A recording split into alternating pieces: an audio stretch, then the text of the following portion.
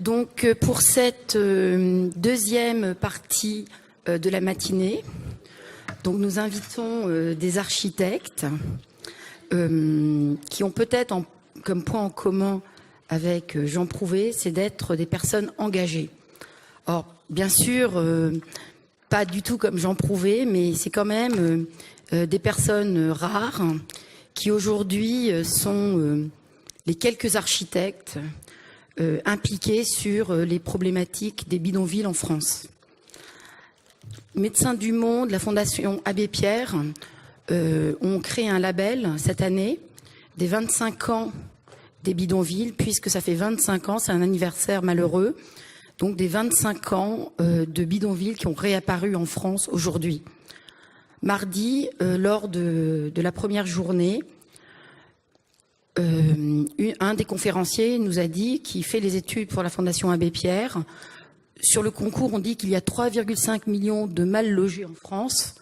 En fait, il y a 10 millions de personnes concernées par le mal logement en France. Donc vraiment, on est dans une situation de crise.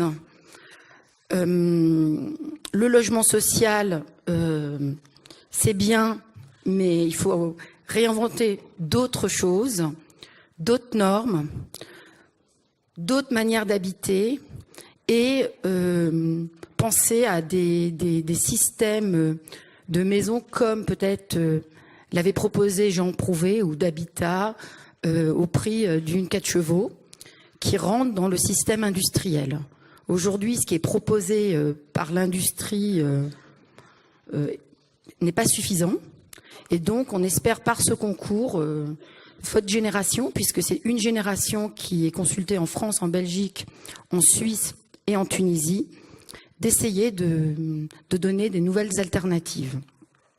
Or, les architectes, alors je m'excuse, ils travaillent avec des femmes et j'ai eu la maladresse de n'inviter que des garçons, mais on récupérera lors de l'exposition, on verra les filles qui travaillent avec eux parce que, bien sûr, ils travaillent avec de nombreuses femmes architectes et collaboratrices. Donc, on va présenter différents... Alors, ils sont très différents. On n'a pas voulu montrer de l'homogénéité. Certains, d'ailleurs, ne sont même pas architectes, mais moi, j'adore inviter des intrus dans des tables rondes. Et ils ont en commun d'avoir donc travaillé sur la question du bidonville. Et je leur ai demandé de nous présenter un projet et sur le côté aspect technique. Donc, le temps est très court, puisque c'est une table ronde. Ils n'ont que 10 minutes chacun. Donc, c'est un peu du speed dating explicatif. Et ensuite, vous leur poserez des questions. Ensuite, vous pourrez aller sur leur site internet, mieux les découvrir, parce qu'ils sont quand même très médiatisés. Et lors de l'exposition à la Cité, je vous promets qu'on fera vraiment un zoom, comme on le fera pour Jean Prouvé, sur leur démarche et sur les différents projets qu'ils mènent. Car des architectes autour de moi, il en faut beaucoup plus en France, qui résistent. Et parfois, ils résistent d'une manière pas forcément dans la loi. Donc, pardon, dans la loi. Donc, je commence, je donne la parole à Sébastien Théry, donc qui est le premier, donc qui n'est pas architecte, qui est le coordinateur de l'action Pérou et qui est enseignant-chercheur à l'école d'architecture, à l'école supérieure d'architecture de Paris-Malaquais. Merci Fiona. Bonjour. Alors comment... Ah d'accord. Ça marche tout seul. Non, je pense qu'après on appuie sur ça là. Hein, bon. Pas là. Alors en 10 minutes, le Pérou en 10 secondes. Donc c'est une association fondée il y a 3 ans avec le paysagiste Gilles Clément, qui s'efforce de se retrouver en situation de crise. Je ne sais pas trop comment les nommer. D'ailleurs, la question du nom va traverser ces 10 minutes. Disons, peut-être, une formule un peu légère, mais de renverser les situations de rejet en situation de projet. Et en invitant, ce faisant, par différentes stratégies, différents amis, d'ailleurs, Julien travaille avec nous à Ris-Orangis dans un bidonville. On a construit l'ambassade du Pérou. Avec Cyril, on travaille à Calais. Avec Stani, on travaille à Paris. Bon, aussi pour dire que le Pérou ne sait pas travailler tout seul et invite et fait se rencontrer, fait un peu un travail de médiation, peut-être, c'est un terme à la mode, entre des situations donc de crise et puis des acteurs, des acteurs du projet, artistes, architectes, urbanistes, etc. La situation que je souhaite vous présenter c'est à Grigny, dans l'Essonne, juin-juillet 2014. Ça fait 1 an et demi que nous travaillons, presque 1 an et demi, un peu moins. Nous travaillons avec des familles qui habitent d'abord un bidonville de Ris-Orangis, qui en sont expulsés, qui se retrouvent à Grigny, et avec lesquels on va développer une action, un protéiforme, multiforme. Et notamment, en juin-juillet 2014, nous invitons les architectes Stalker, et notamment Francesco Carreri, qui est un des cofondateurs de Stalker et qui est aussi directeur d'un master qui s'intitule Laboratorio Arti Civice à Roma 3. Et donc avec des étudiants, on va construire avec eux un cinéma où on va transformer le bidonville en un cinéma. Alors voici, parlons technique, puisque c'est effectivement l'enjeu de cette présentation. En tous les cas, au premier sens du terme, technique constructive, ainsi se narre l'histoire de ce cinéma, qui est un projet de tissage. J'aime assez que les architectes reviennent peut-être à une chose assez élémentaire, une définition assez élémentaire de leur travail, tisser. Et tissage donc avec récupérant dans le bidonville 1001 tissus donnés par les familles, et tissant pendant 1 semaine avec des grands-mères, des riveraines grands-mères qui ramènent leur machine à coudre, avec les familles, etc. Et donc on tisse ainsi une toile, puisqu'une toile c'est bien l'autre nom du cinéma, et en même temps avec d'autres riverains et avec Emmaüs, nous récupérons un ancien parquet qui devient en gros le plancher, qui devient l'espace central de ce bidonville qui est construit voilà, autour d'une rue centrale qui devient du coup l'espace de ce cinéma. Voici la toile du coup élaborée que l'on étend et qui fait une surface assez extraordinaire. Et avec voilà quelques techniques et stratégies constructives à partir de fils de pêche et aussi de planches, de planches à voile et de voile, parce qu'il y a un lac à côté où on a récupéré ces choses-là. On tend, et donc on tisse aussi, on tend entre le mât central et puis les pylônes tout autour, et donc ce qui est l'urbanité voisine, ces cordes qui deviennent effectivement le support de cette toile. Et au fond de cette toile, qui devient donc le chapiteau, se dresse un écran que l'on a constitué avec l'aide du théâtre de Bretigny, le théâtre voisin.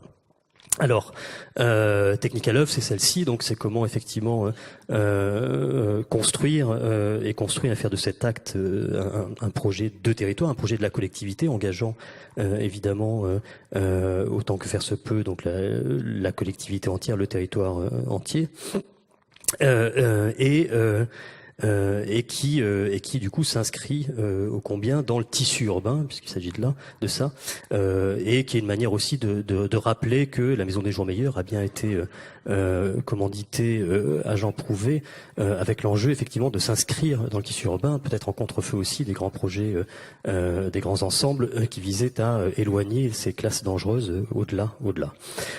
Autre point, donc ça c'est la dernière image, mais je reviens sur juste 2 petits points additifs de technique, encore une fois. Effectivement, construire un cinéma, alors qu'on est censé parler de logement, ça paraît être un petit peu à côté de la plaque, hors sujet. Nous avons coutume de croire qu'effectivement, c'est à partir de l'en commun et de l'urbain et de l'urbanité que s'engagent des processus, et des processus du coup qui répondent à la question du logement et de la place dans la cité. Très concrètement, ce chantier effectivement se construit en même temps que des aménagements au sol, que de creuser des drains, qu'intervenir sur les baraques, créer de l'aération, etc. Mais c'est aussi donc un chantier qui mobilise la collectivité, qui vise à raconter une autre histoire de la situation et à créer d'autres relations avec la situation. Donc deux éléments. Un premier, c'est que ce chantier finalement se raconte et transgresse et un peu presque est obscène par rapport au récit qu'on se fait du bidonville comme corps étranger dans la ville. Le cinéma fait que le bidonville devient un haut lieu dans la ville. Donc qu'est-ce que ça veut dire de relations renouvelées avec le territoire alentour? Toute la construction est narrée en même temps, technique aussi assez élémentaire de récits. Un blog effectivement raconte au jour le jour ce qui se construit, un blog qui est assez lu et qui est aussi diffusé auprès des acteurs publics. Qu'est-ce que ça veut dire que de faire entendre la nouvelle, que de faire apparaître autrement le territoire, que de faire apparaître autrement ces autres, ces eux, et de travailler à l'articulation entre eux et nous et à faire altération. Tant et si bien qu'une séance donc se met en place pour l'inauguration de ce cinéma. Avec les familles, on dit qu'est-ce qu'on va projeter. On nous demande Gadjo Dilo et Gadjo Dilo est donc projeté en présence de son réalisateur. Donc comment on nomme les choses, comment on les fait apparaître autrement sur la carte mentale, sur la carte légale. La Maison des Jours Meilleurs est un nom assez singulier qu'il faudrait aussi entendre. Qu'est-ce que c'est que ce récit? Et en même temps, c'est une technique diplomatique, c'est-à-dire que si l'enjeu est effectivement de créer des relations, on parle d'ailleurs quand on est pauvre, il faut du lien social, quand on est riche, on a des relations. Qu'est-ce que c'est qu'un projet de construction qui vise à activer des relations qui sont la source même des processus humains, sociaux, etc., qui conduisent à ce que d'ici on se retrouve ailleurs en de meilleures conditions et non pas projeté dans les mêmes conditions par une pelleteuse qui débarque et sans qu'aucune espèce de considération des personnes qui sont là soit faite. Donc technique diplomatique aussi, faire récit, construire, c'est raconter des histoires. Raconter des histoires, c'est les diffuser auprès d'acteurs concernés par ces histoires et tenter de faire se déplacer ces acteurs. Donc ceci est aussi une technique constructive. Quel récit on raconte sur le territoire, en même temps que sur la scène publique, en même temps que sur la scène politique, afin que effectivement des relations autres soient tissées. Ce qui s'appelle aussi l'architecture, si on conçoit que l'architecture, c'est l'espace entre les corps, l'espace entre eux et nous, et donc effectivement ce que l'on vit ensemble, donc est un peu voilà l'enjeu du travail que l'on a fait là. Merci, tu as tenu dans tes 10 minutes. Je passe la parole à donc Julien Belair, qui est architecte, qui est président du 6B, où je vous conseille vivement d'y aller. C'est sur l'île Saint-Denis, c'est tout près, et il y a énormément d'événements et de fêtes qui montrent le territoire autrement. Et membre du collectif Existe, qui a été créé à Paris-la-Villette, maintenant il y a de fort nombreuses années, 12 ans. Et Julien va nous présenter une expérience donc autour du campement du Hanoul, qui se trouvait donc ce campement à Saint-Denis et qui a été démoli en 2010. C'est ça, j'en suis sûre. Non, 2010, je suis sûre. Ouais, 2010. Donc je te passe. Ouais. Ouais, ça va vite. Merci de m'inviter. Bonjour à tous. Je suis effectivement archi et je rajouterai qu'on a fondé une association avec Fiona et qu'on a fait des projets, notamment pas mal en Afrique noire, de co-construction et d'échange de savoir entre le nord et le sud. Mal logement, apparemment, le séminaire d'il y a 2 jours a pas mal pointé cette situation. Comment je fais pour bouger les diapos là ? Merci. Mais bon, j'y suis pas encore. Donc mal logement, pénurie aujourd'hui, problème de logement, problème de matière, problème de moyens. On n'arrive pas à faire les logements pour tout le monde en France. Et on nous répond qu'il faudrait rentrer dans une sorte de situation d'austérité, de faire moins, de serrer la ceinture, de plus avoir de plaisir. Moi, j'essaye d'y répondre depuis ces quelques années, plutôt en essayant de ramener du désir, du plaisir, de l'appropriation de la ville, des mouvements de en commun, une sorte d'ascendance dans la fabrique de la ville, optimiste pour optimiser la ville, ses espaces, les matériaux et impliquer les habitants. Je reviendrai un peu dessus, mais donc les techniques pour répondre à tout ça, c'est l'économie de moyens, c'est l'action, c'est la co-construction, c'est le réemploi dans la ville, le réemploi de la ville, que ce soit des espaces, des matières ou des gens. Donc, il s'agit de mettre en place des techniques assez simples de mise en œuvre qui permettent à tout le monde de se les approprier.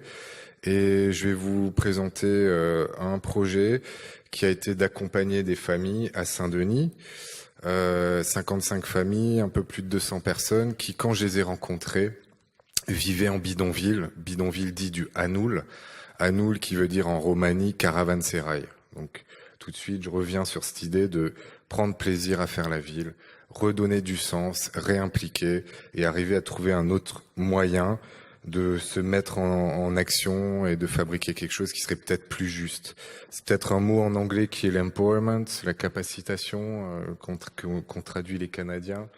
Et sinon, j'ai envie aussi de partager ce mot qui est l'incrémentalisme et de travailler au fur et à mesure, d'avoir des objectifs qui se redéfinissent au fur et à mesure du projet et de pas rester trop figé dans son dessin du départ.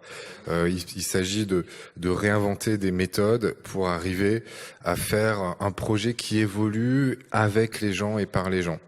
Du coup, le travail avec ces familles qui effectivement a commencé il y a 8 ans. Merci Fiona de me rappeler mon grand âge. Donc il y a 8 ans, ils vivent en bidonville et donc c'est l'étape 1.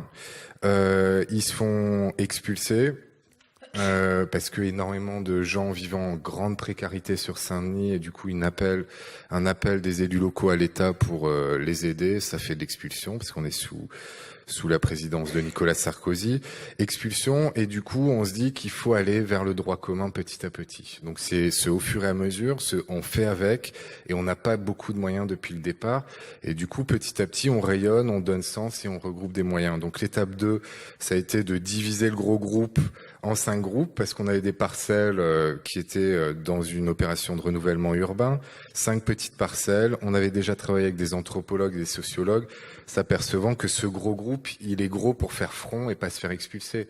C'est pas forcément 250 personnes qui souhaitent vivre ensemble et qui sont tous potes dans le meilleur du monde.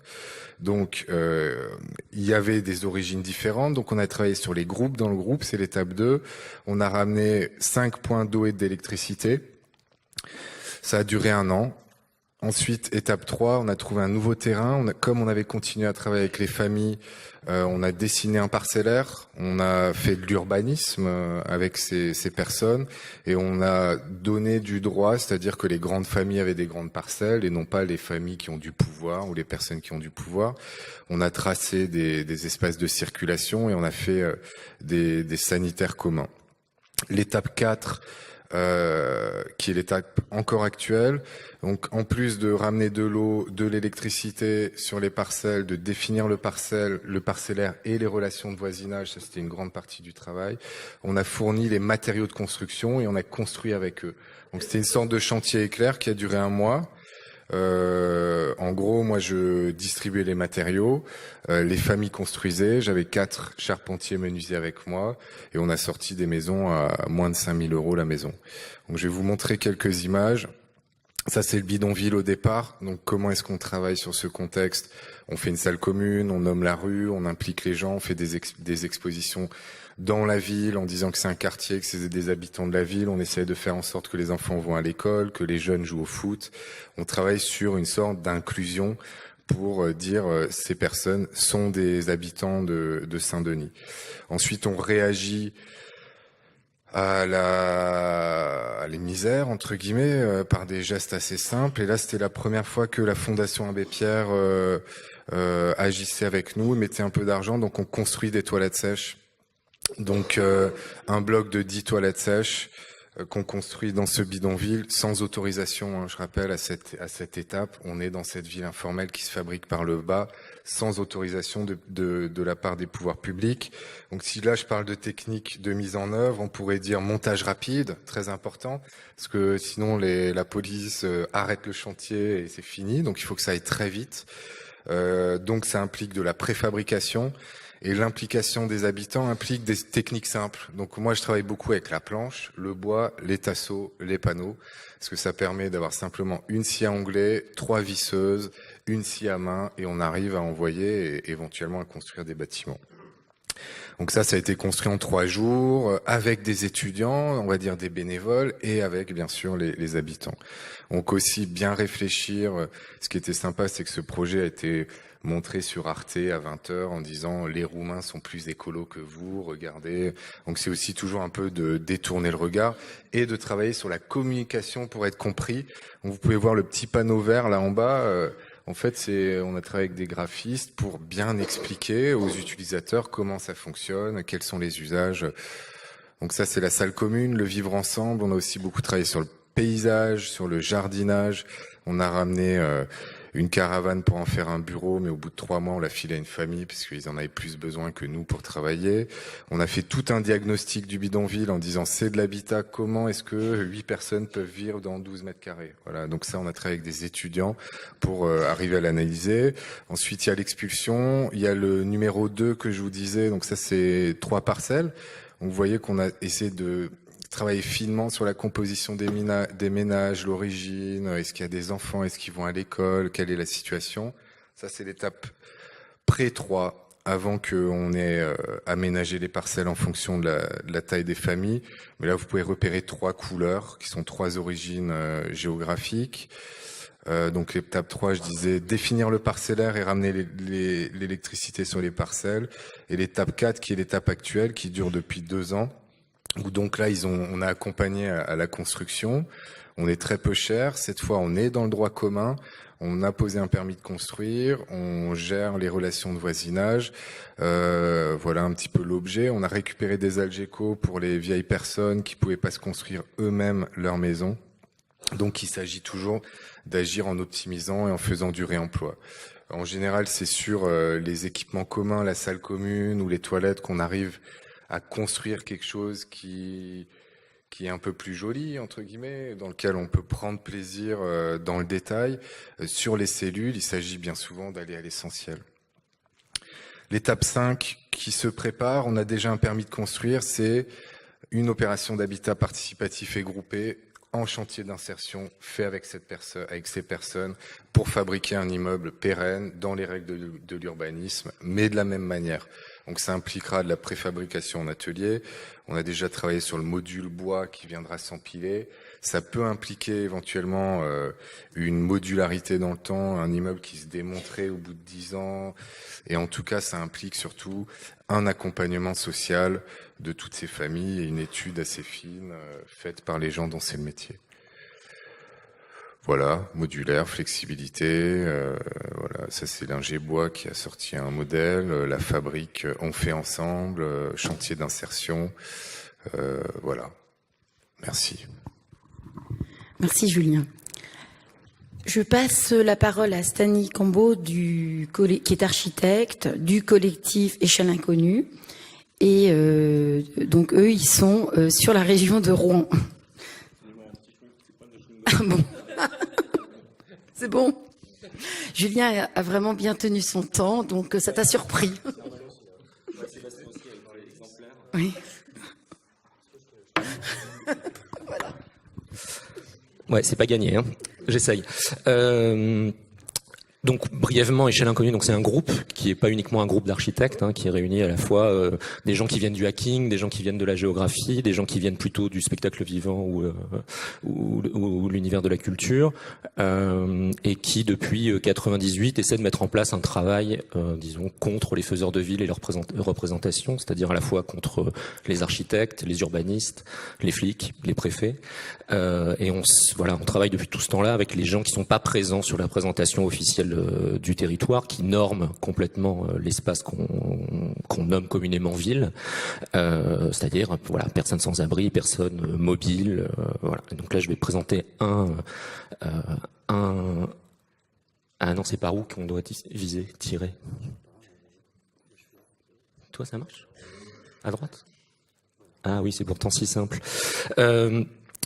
La première question, on a pas mal discuté avec Fiona quand même par mail au départ, parce que j'étais pas certain d'être très légitime à venir parler ici. D'une part parce que nous on construit très très peu. L'essentiel de notre travail, c'est un travail de documentation et de représentation conjointe avec avec ce peuple mobile ou nomade de la ville depuis leur point de vue, et pas depuis le point de vue aérien du planificateur, de l'architecte, de l'explorateur ou du colon, et que surtout ce travail nous a permis de nous rendre compte que même si en effet il y avait des problèmes dans cette ville mobile, légère, précaire, pourchassée surtout, très peu de ces problèmes en fait nécessitaient l'intervention d'un architecte, ou en tout cas c'était pas à cet endroit-là que le problème principal se posait.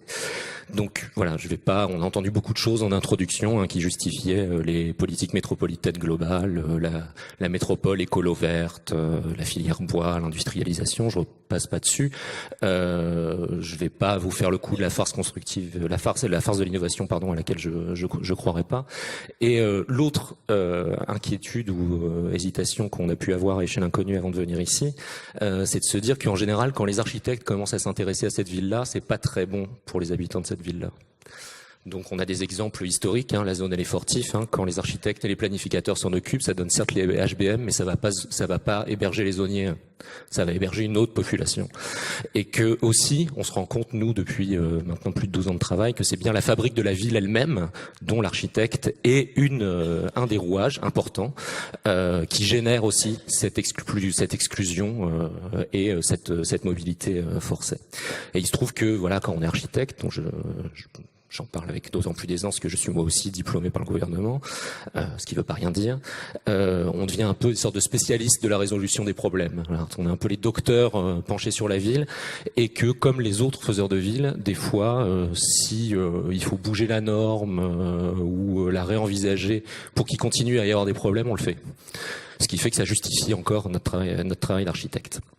Voilà pour mes différentes hésitations. Je vais pouvoir passer au projet que je voulais vous montrer. Donc là, dans le cadre d'un projet qui s'appelle Martnovщина, donc ce qui est un travail global sur la ville foraine, c'est-à-dire à la fois ceux qui sont réputés mobiles, historiques, les manouches, mais aussi les ouvriers, le prolétariat nomade qui réapparaît aujourd'hui, entre autres à cause du chantier métropolitain. Il nous est arrivé de croiser la situation du bidonville, et entre autres au Havre, qui est aussi sur un projet d'envergure en termes urbains, qui fait un appel d'air pour des populations qui cherchent des endroits où s'installer, mais aussi des endroits où ils peuvent profiter de ce qu'offre la ville en termes d'opportunités professionnelles, économiques, etc.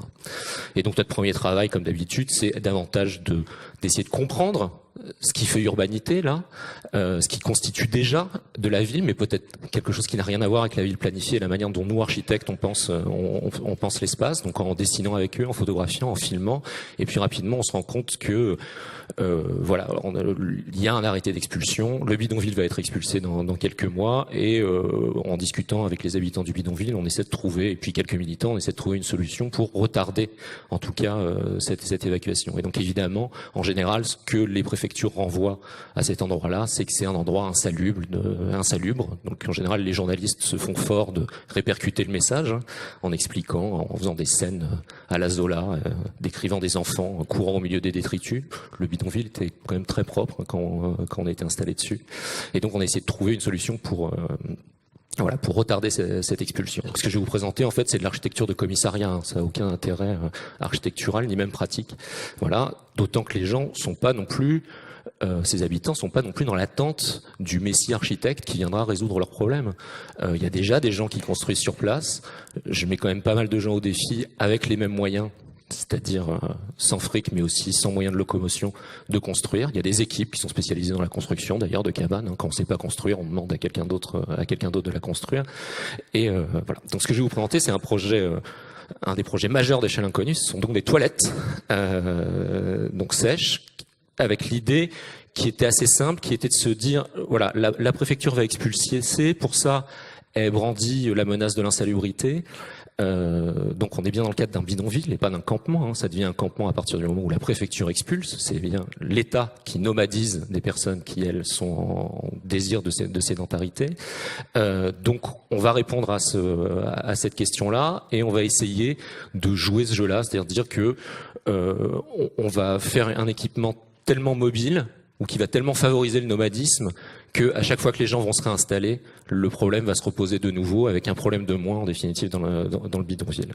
Donc l'idée était de construire assez rapidement avec des palettes et un minimum d'outils, des toilettes sèches. Donc il y en avait 4 en tout pour le terrain. Donc ça c'est l'installation de notre atelier sur place.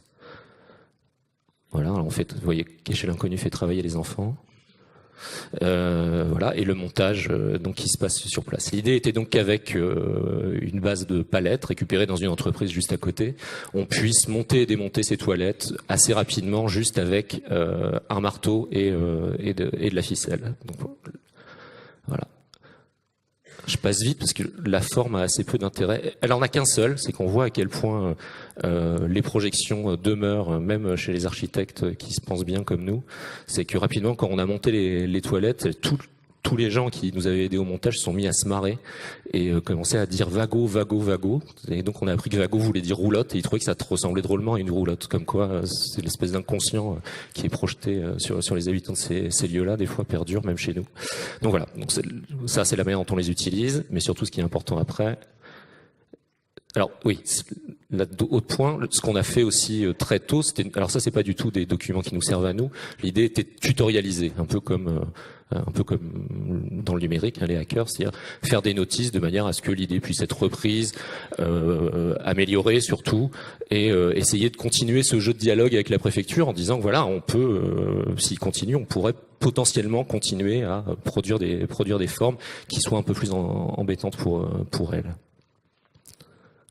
Voilà. Bon, après, le moment le plus important, c'est la fête, puisqu'on a organisé un vernissage des toilettes, évidemment. Voilà.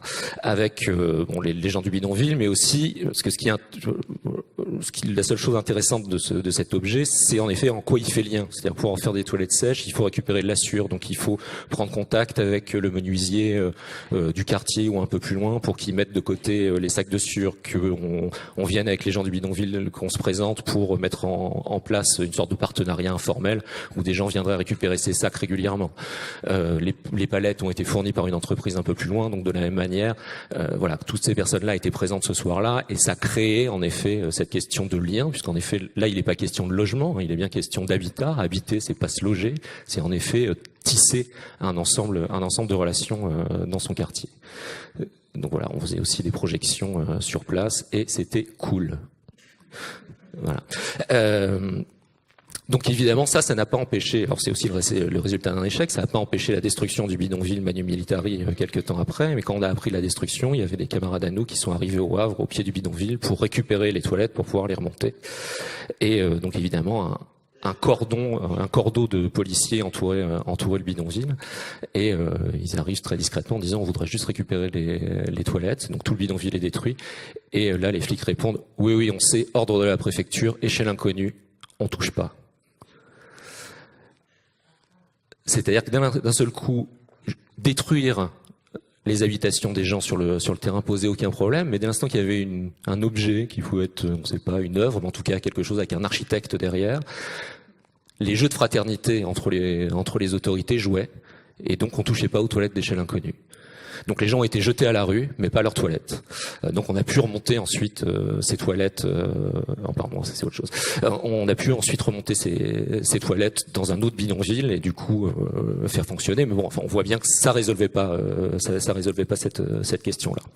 Et ensuite, vous voyez la manière dont c'est construit. Ça peut pas être serré. Il n'y a pas d'intérêt à l'industrialiser. C'est complètement du bricolage, du hacking, et que c'est aussi cet espace de la ville foraine est particulièrement un espace où on remet en jeu justement, je vais déborder un tout petit peu, ces questions d'industrie et d'industrialisation. Aujourd'hui, la déstructuration complète de l'économie et de l'industrie en particulier remet sur la route des ouvriers qui n'étaient plus sur la route depuis 1920 à peu près. La fabrique de la ville et l'hérésie illusoire de la métropole verte refabriquent du mouvement massif, appelle des gens mais on expulse aussi massivement. Et à ça, on voudra répondre par la filière bois, la construction en série, l'industrialisation. Je suis pas sûr alors que c'est bien dans ces endroits-là qu'il faut qu'on arrive à inventer de nouvelles méthodes, de nouvelles stratégies, de nouvelles techniques pour co-construire en effet l'espace de la ville. Et là, l'architecte est juste un parmi les autres. Et je pense pas du tout qu'il faut absolument qu'on se déshabille et qu'on quitte nos vêtements de planificateur, qui sont en définitive les mêmes que les oripeaux des policiers aujourd'hui qui expulsent. Voilà. Merci.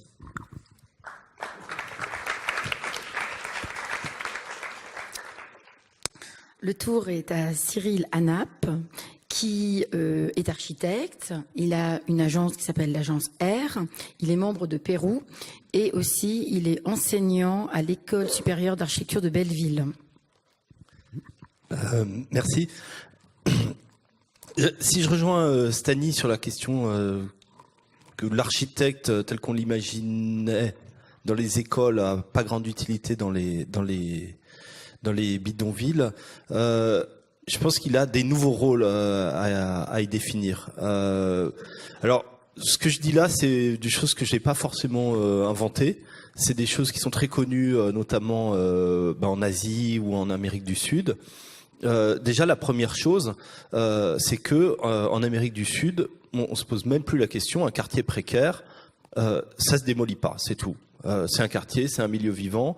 On a fait l'erreur en France dans les années 30, 40, 50 de détruire les quartiers les plus pauvres et maintenant on le regrette et on a fait les grands ensembles à la place. Donc quand on détruit un quartier précaire, c'est juste répéter la même opération. Donc on en revient effectivement à ce que disait Julien tout à l'heure, la question de la capacitation. Et alors, par rapport à ça, l'architecte, il me semble, à l'inverse de toi, qu'il a des rôles, mais qui sont différents. Il en a 3, essentiellement. Il y a un rôle de représentation, effectivement, donc c'est un peu ce que tu disais, c'est-à-dire dessiner, relever les lieux, les comprendre, et par ça, donner non seulement aux habitants du quartier précaire, mais aussi à l'extérieur, une représentation où, comme le dit Sébastien parfois, un nom, nommer les choses, nommer les lieux. C'est pas la jungle de Calais, il y a des lieux dans la jungle de Calais. Il y a la maison d'Alpha, il y a le Parlement des exilés, il y a des endroits. Donc il y a nommer les choses donc, et puis les représenter, faire comprendre aux gens où ils habitent, faire comprendre aux politiques qui est autour ce qu'il y a là, que ça existe, qu'il y a des choses qui existent. Ça, c'est donc ce premier rôle. Et ça, il y a que les architectes qui peuvent le faire pratiquement. C'est-à-dire ce dessin de l'espace, cette représentation de l'espace, il y a que les architectes qui peuvent le faire. Le deuxième rôle, c'est un rôle de projection. C'est-à-dire que il va aider les gens par la capacitation, par des méthodes que Julien évoquait entre autres. Il va faire émerger le projet, c'est-à-dire où veut aller le quartier précaire, où veut aller le bidonville. Et ça, il va le faire avec les habitants, et lui, il va être un coordinateur. Et là, encore une fois, il est le seul à avoir les capacités techniques de représenter où veut aller le quartier précaire. Et le troisième, enfin, il est technique. C'est-à-dire qu'il a un savoir technique, l'architecte. Ça, on l'oublie parfois, et pourtant, il est fondamental. Dans le projet qu'on va vous montrer, on avait beaucoup appris, les étudiants. Donc, les projets que je vous montre, c'est pas des projets de moi, c'est des projets de mes étudiants. C'est des projets qu'ils ont conçus avec les habitants, et ce sont des projets qu'ils ont construits avec les habitants. Ce qui se passe, c'est que il y a plein de choses que les habitants savent faire et que les architectes savent pas faire. Et il y a certaines choses que les architectes savent faire et les habitants pas forcément. Des choses toutes bêtes, mais réfléchir, anticiper, penser résilience, surélever un bâtiment si on est en zone inondable, si on est en zone parasismique, faire les 2-3 petites choses pour que le bâtiment, la maison devienne parasismique. Il y a un savoir technique de l'architecte sur l'étanchéité du bâtiment, sur l'isolation du bâtiment. Il y a des choses où on peut aider les gens et effectivement, donc encore une fois, apprendre des manières de faire des habitants et inversement amener un petit peu des points techniques. Alors, le projet dont je vais vous parler.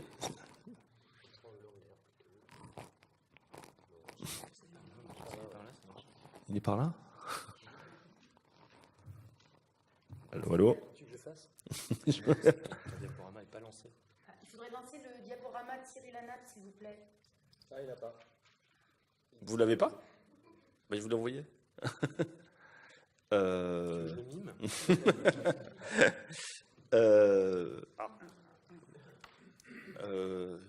l'ai là, mais ça va prendre ça va être un peu long. Ou sinon, Je donne la parole à Jérôme, et on va le monter en attendant. Ouais. Ok. D'accord. Bon, moi, Anne, au secours. Le technicien, il faut remonter à l'accueil et tu demandes, ils vont te donner. Bon, excusez-nous pour on n'est pas en playback, hein, c'est du réel, donc excusez-nous de ce petit malentendu. Donc, pour le technicien, on va passer sur le diaporama de Jérôme Laplane, qui est architecte. Et donc, Jérôme, là, on revient sur peut-être la situation du concours, c'est-à-dire le concours, le site que nous a proposé la métropole de Nantes, c'est dans le cadre d'une mousse. Donc, en fait, c'est quelque chose d'extrêmement modeste, c'est de reloger une dizaine de familles sur un terrain très très bien situé sur l'île de Nantes. Et donc là, la question posée est de proposer des logements de 45 mètres carrés qui puissent se transformer dans le temps. Et Jérôme va nous montrer un exemple. Oui. Bon, je vous dirai pas ce qu'est un architecte, je le sais pas. Donc, je vous parlerai simplement de ce que je fais. Et ce que je fais, ça interviendrait dans l'étape 5, peut-être, de ce qu'a présenté Julien. Bon, je fais que ça, je vais pas trop en avant, mais ça, j'essaye de le faire avec ce que je sais faire. Là, je suis arrivé donc pareil en fin d'un parcours que je ne connaissais pas, mais on m'a dit on a 3 mois pour démarrer un chantier de relogement de Rome qui ont été déjà expulsés une fois et qui vont l'être une deuxième fois. Bon, il y a eu dans la presse, il y avait eu en même temps un petit incendie. Enfin bref, ça avait été assez dramatique. Il y avait eu la mort d'un enfant. Donc il y avait tout un côté d'urgence dans lequel je me suis inscrit sans aller au-delà de ce qui aurait peut-être amélioré la suite si ça avait été mieux préparé. Mais bon, moi je suis arrivé dans cette urgence, c'était le SAMU. Donc il fallait reloger donc 17 familles, il fallait 19 maisons pour avoir une maison commune et puis un espace pour des travailleurs sociaux qui accompagnaient ces familles. Il fallait donc pouvoir avoir quelque chose qui puisse être fait en autoconstruction, qui soit manutentionnable. Manutentionnable, ça nous limite les éléments à 70 kilos, et encore 70 kilos, on va s'apercevoir que parfois, vu les distances, parce que le site était inoccupé pour quelques années, il était en disposition, donc il a été prêté pour 3 ans, il fallait qu'on puisse débarrasser 3 ans plus tard. Hein. Et l'idée était de faire du montable-démontable. Donc, il fallait aussi pouvoir le faire avec de l'autoconstruction, c'est-à-dire en impliquant les Roms qui étaient déjà sur le site pour essayer de faire que ça puisse être approprié. Et on verra que il y a du pour et du contre, mais il y a quelques éléments qui sont très sympathiques quand on y arrive. Donc efficace sur le plan énergétique, il fallait aussi qu'on puisse pendant 3 ans que ça soit pas une ruine à chauffer. Il fallait aussi que ça soit adaptable à différents besoins, c'est-à-dire qu'il y avait le même procédé pour faire un petit bureau ou pour faire un logement ou pour faire une salle commune. Je vais essayer d'aller vite. Démontable et sans fondation, bien sûr. Alors ensuite, après ça va faire certainement hurler certains, mais c'est les normes pour le financement, c'est-à-dire comme c'était financé par le Conseil général, il pouvait pas y avoir de marché de gré à gré, hein, parce que ça aurait été contre la concurrence. La seule façon qu'il y avait, c'était de déposer un brevet. Parce que là, il n'y avait pas de concurrence, il n'y avait pas de truc. Bon, alors donc dans la catastrophe, pareil, en même temps qu'on faisait le projet, on a déposé un brevet. pouvant servir également de logement durable, c'est-à-dire dans notre idée, c'est que ce type d'autoconstruction devait pouvoir gérer des solutions qu'on a évoquées ce matin de logement provisoire qui dure. Le provisoire qui dure, on sait très bien ce que ça peut être. Bon, là en l'occurrence, ça a vraiment été provisoire parce que ça a été démonté, mais on ne savait pas. C'est un petit peu le planning. La livraison des premiers kits qui est arrivée au mois d'août. Petite parenthèse, pour moi, ça a été mon record de mes 30 et quelques années d'exercice d'obtention d'un permis de construire. Ça n'a jamais été aussi rapide. Là, je dois dire que le préfet, le maire, le tout, ça a été rapide. En même pas en 4 semaines, je crois, on a eu le permis. J'ai jamais vu ça, mais bon, on peut en profiter. Donc, je vais essayer. Bon, je vais passer les diapositives un peu rapidement parce que j'ai que 10 minutes. Mais l'idée, c'est de vous montrer avec des images plus qu'avec un discours. Donc, c'est des kits. Ça arrive. Alors là, je reviens sur je rejaillis sur ce qui a été fait ce matin sur le panneau avec une fenêtre de Jean Coué, le panneau avec la porte, etc. Bon, ben, on refait pas tout. Il y a des choses qui peuvent être tout à fait réexploitables, même si c'est pas avec les mêmes matériaux. Donc là, on a l'idée, c'est d'avoir des éléments qui vvont venir se mettre manu portable, qui vont pouvoir s'agencer. Là encore, comme pour la maison de Jean Prouvé, on va pouvoir inverser les fenêtres, les portes, les cas. Bon, il y a eu des petites scènes intéressantes quand le matin, c'était les Roms eux-mêmes qui ne lisaient pas les plans. Ils voyaient les panneaux, ils avaient compris, bon, ils allaient faire. Et ils ont implanté les portes, les fenêtres, parce qu'on importe d'abord en périphérie, un peu comme ils le sentaient. Et puis bon, comme c'est assez rapide, à la fin de la matinée, c'était monté. Ah, pas question de le démonter parce qu'il y avait une chambre qui allait avoir 2 fenêtres et une autre qui n'en aurait pas. Donc bon, ben on a fait avec, mais pour vous dire, c'est dans le procédé. Donc là, on a quelques plots de béton au sol. Et puis on a des longues grines sur lesquelles, avec des empreintes mâles-femelles, tout le principe, si vous voulez, du procédé, c'est de pouvoir monter sans erreur et donc d'avoir des empreintes mâles sur les éléments qu'on va mettre dans les empreintes femelles. Comme ça, on n'a pas d'erreur possible de positionnement et de rectitude. On a monté le plancher, on met une semelle périphérique qui est avec les empreintes mâles. Les empreintes femelles, et puis dans lequel on va pouvoir monter par-dessus les premiers panneaux que vous voyez qui arrivent, que l'on monte, et puis on monte comme ça les panneaux pleins, les panneaux fenêtres ou portes, tous interchangeables. Bon, on arrive, on a l'ensemble, les fenêtres et portes doubles.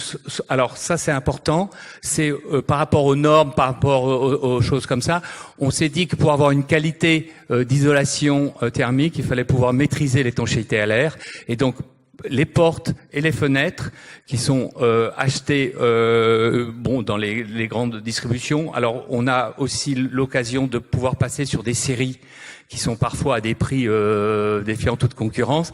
Ça coûte moins cher d'avoir une fenêtre avec des normes assez incroyables que d'acheter un volet parfois. Enfin, ça va dépendre après ça des circuits que je connais pas. Alors là, je vais vous raconter en quelques images le chantier. Donc la livraison, c'est un semi-remorque. Pour la petite histoire, pour arriver jusque-là, il a dû dégonfler ses pneus parce qu'il devait passer sous une ligne de chemin de fer. Et ça, à quelques centimètres près, il n'aurait pas pu livrer. Donc il dégonflait ses pneus et après ça, il repartait en regonflant ses pneus.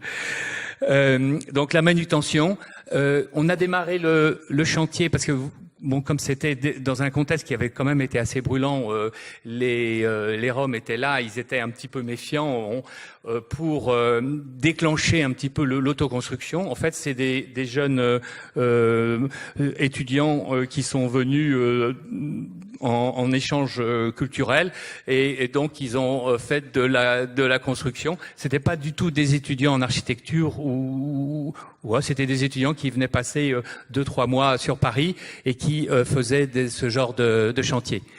Et donc là, on a des éléments qui sont transportés. Alors la semelle de réglage avec les empreintes femelles, on monte les murs. Alors Ça, c'est l'élément le plus ludique parce que ça va très vite. En une matinée, vous allez avoir fermé la maison et c'est bon le côté le moins pénible et le plus intéressant. Alors là, on l'a présenté à l'envers, donc on va le retourner, on le retourne et puis on va le monter sur la semelle avec les empreintes, et lorsqu'on va le dresser, ça va se mettre naturellement, empreinte mâle, empreinte femelle, et par simple vissage sur le côté et sur la semelle, on va écraser un joint et donc avoir une très bonne étanchéité à l'air. Alors ce sont des panneaux qui sont isolés, bien entendu, hein, avec 120 mm d'isolant, qui assure déjà, sans pont thermique, quelque chose d'assez performant. Alors ça, bon... on travaille pas sur une échelle, c'est les normes, et surtout, on s'appuie pas sur un panneau tant que la maison est pas complètement montée. Mais bon, ça tenait, donc pourquoi ne pas le faire? Et le temps de se retourner, il y a des alors. Je vais vite, hein, je m'excuse, mais bon. Alors ça, c'est des espaces variables, ça c'est la salle commune. Alors la salle commune, avec le même principe, nous permet, en reprenant les mêmes longrines qu'on utilise pour le sol, on peut les utiliser en toiture. Et avec pareil, avec des empreintes mâle-femelle, on va venir mettre les poutrelles en bois qui sont allégées, c'est-à-dire avec une âme fine et de semelle pour pouvoir aller plus haut et plus vite. Ce qui a bien marché. Alors là, on avait de l'autoconstruction donc accompagnée, pas toujours accompagnée. La preuve, c'est que parfois, donc ils ont monté sans accompagnateur et on n'a pas retrouvé les panneaux aux bons endroits. Mais enfin, ça n'a pas retardé. La préfabrication précise, donc ça mérite là-dessus. Dans mon créneau, je prétends pas que ça soit la solution pour tout, etc. Mais là, j'avais besoin d'un industriel qui me faisait ça bien, parce que si c'est mal fait, etc., l'autoconstruction ne marchera plus. Il vaut bien mieux leur donner le bois et tous les matériaux, et ça aurait été aussi bien. Ce qui a moins bien marché, donc le poids des éléments, malgré tout, 70 kilos, quand on a entre la livraison et le bout du terrain, et quand on a 200 mètres ou 300 mètres à faire, ça peut être fatigant avant de commencer à monter, d'avoir tout ça à transporter. Les protections en cas de stockage de plusieurs livraisons, si le SMI arrivait et puis qu'on s'était pas tout monté au fur et à mesure, c'était parfois stocké de façon un peu aléatoire. La difficulté au départ, c'est l'équerrage des longrines. Les mettre à peu près droites, c'est assez facile, mais après ça, de retrouver avec des angles droits qui sont malheureusement indispensables pour que le reste suive avec les bonnes empreintes au bon endroit. Et puis pour faire les douches, on a finalement fait un procédé de PVC collé qui nous permettait d'avoir une bonne étanchéité, mais qui nuit grandement au réemploi de toutes les surfaces d'appui de ces PVC. Alors le démontage, donc ça a été démonté 3 ans plus tard, et là on refait l'opération à l'envers. Alors je ne vais pas vous repasser les diapos dans l'autre sens, mais on pourrait se le faire. Là vous voyez, on avait les planchers qui arrivent par module avec les isolants, parce qu'on était comme ça pesait pas beaucoup et que l'isolant ne coûte pas cher, on avait 200 mm d'isolant en plancher et autant en plafond. Plus 120, sans pont thermique, ça nous donnait quand même un profil, alors qui est hors norme actuelle, mais qui était assez efficace. Alors là, c'est la salle commune avant à Orly, juste juste avant le démontage. Et donc à Villeneuve-Saint-Georges, elle a été réutilisée, été démontée, réutilisée à Villeneuve-Saint-Georges pour faire une salle associative. Alors ça, c'était l'intérieur avant, là, en cours de remontage, pareil, pour avoir les normes RT 2012, etc., on a rajouté un doublage intérieur de type demi-style, c'est-à-dire une plaque de plâtre, un peu d'isolant en complémentaire, qui permettait en même temps d'avoir des revêtements, parce que c'est devenu un ERP adapté pour les fauteuils roulants et pour les normes acoustiques, thermiques et de tenue au feu. Tous les parements intérieurs et extérieurs sont possibles. Quand on l'a conçu, on a voulu aussi se dire, on fait des éléments qui ont, comme ça a été évoqué ce matin, plusieurs fonctions. C'est-à-dire chaque élément est porteur, isolant et fait l'étanchéité à l'air et à l'eau. Par contre, la déco, ça peut être fait comme on veut, hein. Soit dans l'urgence, là on avait trouvé ces bois ajourés qui faisaient plus vite, mais on pourrait faire n'importe quoi. Là, la liberté est totale. Juste là encore, en ce moment donc on fait 7 logements à Saint-Denis pour les gens du voyage. Bon, c'est une très longue histoire, ça mériterait en soi beaucoup plus que 10 minutes. Là c'est une maison d'un ami architecte qui l'a fait avec ses voisins, c'est donc en Picardie. Et puis à l'intérieur, je fais pas l'évolution, donc essayer d'être plus isolant, plus léger, tâche. Ceci dit, c'est quelque chose qui peut fonctionner. Ça répond pas à tout, mais ça peut répondre à certains programmes. Donc ça, c'est toujours les photos de Saint-Denis. Y a-t-il un industriel dans la salle? Donc, parfait. Donc, je passe la parole à Cyril. Encore mille excuses pour ce petit problème technico-pratique. Hein, voilà, et donc maintenant, tu as un peu plus de temps. Juste, j'avais 2 questions techniques.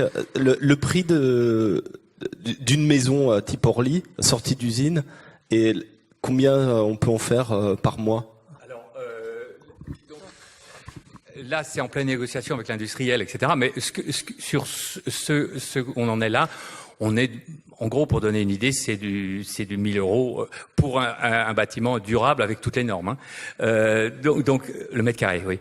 1000 € le mètre carré. Si, par contre, Orly, dans lequel on a réduit, malgré tout, un petit peu des prestations, etc., on descend à 800.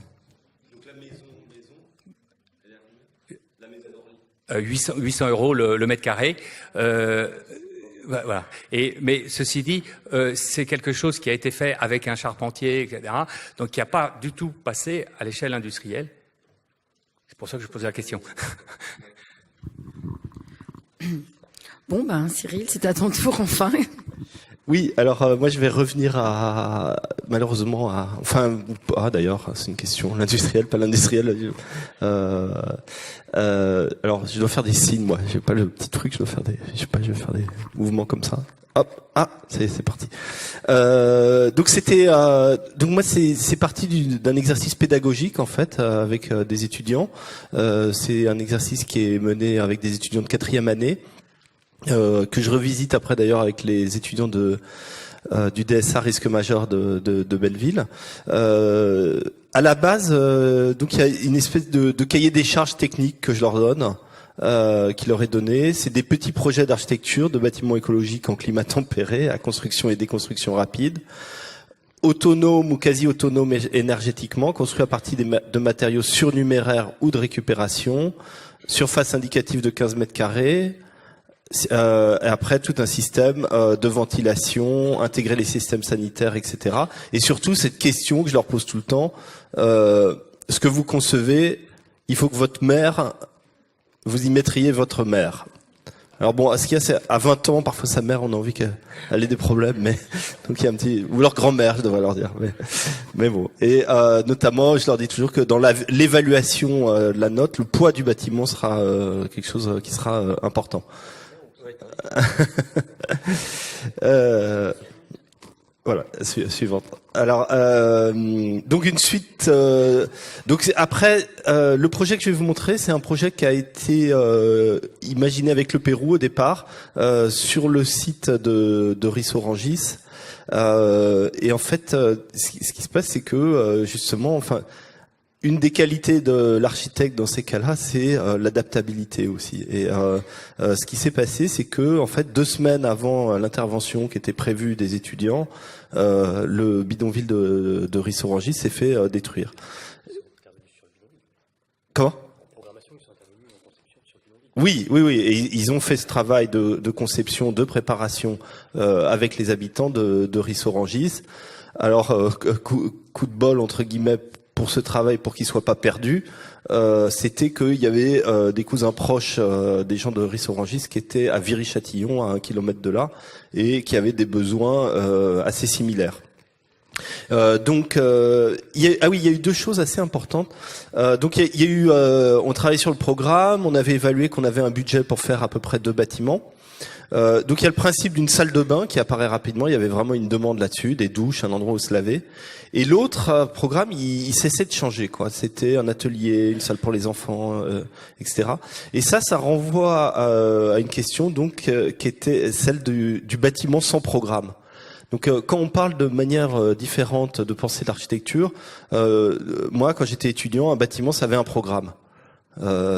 Et on s'assoit sur le programme et ça renvoie à des concepts fondamentaux de l'architecture telle qu'elle a été pensée au XXe siècle, la forme et la fonction, etc. Là, en fait, la fonction est pas définie et il va falloir faire de l'architecture sans programme et donc qui se supporte en elle-même. Suivante. Les matériaux, c'était principe de matériaux recyclés, travail sur le poids, le prix, l'appauvrissement. Bien se rendre compte que justement sur ces thèmes-là, coup de bol, les habitants du bidonville, c'est des experts depuis des centaines d'années. Le nom de famille des gens de la famille qui était à Viry-Châtillon, c'est des Kovacci. Un Kovacci, c'est un ferrailleur, donc ils connaissaient ça depuis plusieurs centaines d'années. Et on va le voir après, donc le projet qui a été redéfini en fonction des matériaux disponibles sur le site. Suivante. Donc là, on va se faire une série de photos. Encore une fois, Stanley le disait très bien, un bidonville, c'est très très propre. Bon, c'est pas que c'est dégueulasse chez moi, mais souvent je me fais la réflexion quand je rentre dans une maison, dans un bidonville, que c'est plus propre que chez moi en tout cas. Et là, c'était le cas particulier. Tout le temps, il y avait des gens qui balayent l'extérieur, l'intérieur, etc. C'est des fans de la propreté. Suivante. Voilà, même les enfants s'y mettent. Suivante. Celle-là, je vous la montre. C'est une maison typique et on va la revoir à la fin. Il y a quelque chose où les étudiants ont appris en regardant cette maison et on verra qu'après cette maison va évoluer en fonction de ce qu'ont proposé les étudiants. Maison typique, bien étanchée, bien isolée. Par contre, qui avait un gros défaut, on était en zone inondable et vous voyez que là on est vraiment au ras du sol. Suivante. Donc voilà, l'arrivée des étudiants. Suivante. Je vais faire des signes parce que là c'est un peu... C'est pas la peine qu'on. Alors c'est toujours les étudiants qui découvrent que l'architecture elle a un sol en fait, qu'il n'est pas toujours horizontal. Donc ça c'est toujours. On pense les architectes souvent ils pensent au rapport au ciel, ils aiment bien regarder les toits, faire plein de choses. Regarder le rapport au sol c'est assez important. Et puis voilà il y a des choses sur le terrain. Vous voyez là tout de suite les habitants qui travaillent avec les étudiants. Suivante. Un premier site qui est on s'aperçoit autre chose, travail sur l'échelle et ça c'est une grande difficulté, faire quand on travaille dans des milieux comme ça, c'est de faire des maquettes échelle 1 pour se rendre compte, parce que ils sont comme tout le monde, lire un plan c'est extrêmement difficile, se rendre compte des emprises dans l'espace des choses c'est pas du tout évident sur plan, même pour un étudiant architecte j'ai envie de dire, et même pour un architecte qui démarre ça lui met pas mal de temps. Là justement c'était la salle d'eau, sa première implantation, et on se rend compte que en fait elle est trop petite et 2 elle est pas au bon endroit, ça va gêner. Suivante. Voilà. Alors, les étudiants s'étaient engagés dans un truc ils ont été plus loin que ce que je leur demandais, puisque ils ont voulu faire installer de l'eau chaude sur un site où il n'y avait pas d'eau, ni d'électricité. Suivante. Donc voilà, là toujours ces histoires de nivellement. Suivante. Alors on découvre des techniques pour se mettre à niveau. On met en place le plancher et puis on travaille avec des criques. Et il y a des réglages qui se font pour qu'on arrive à trouver les bons niveaux. Donc il faut au moins 2 criques, etc. Et peu à peu on arrive à mettre en place le bâtiment. Suivante. Alors miracle. c'est que quand vous faites des choses, il y a d'autres choses qui se passent. Et voyant ça, la ville décide d'amener l'eau et l'électricité dans le bidonville. Et donc là, ils étaient venus vider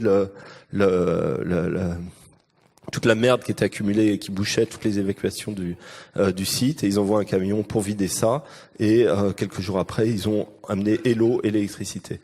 Suivante. Alors voilà, cette photo-là elle est très importante parce que la petite image que vous voyez à gauche, c'est ce qu'avaient imaginé les étudiants.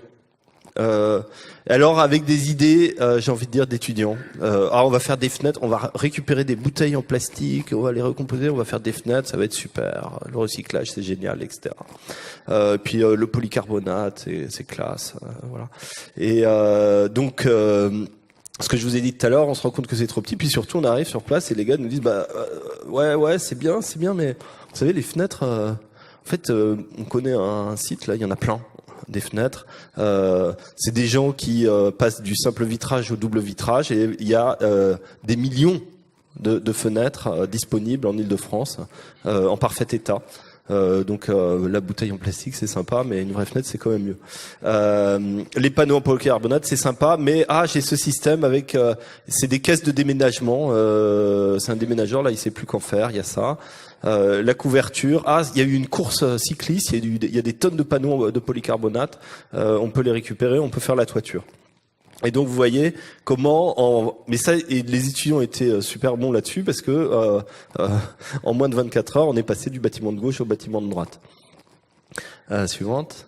Donc voilà les fameux panneaux en plus qui étaient dans un bois magnifique, absolument imputrescible. Donc ça c'était les premières idées de fenêtres.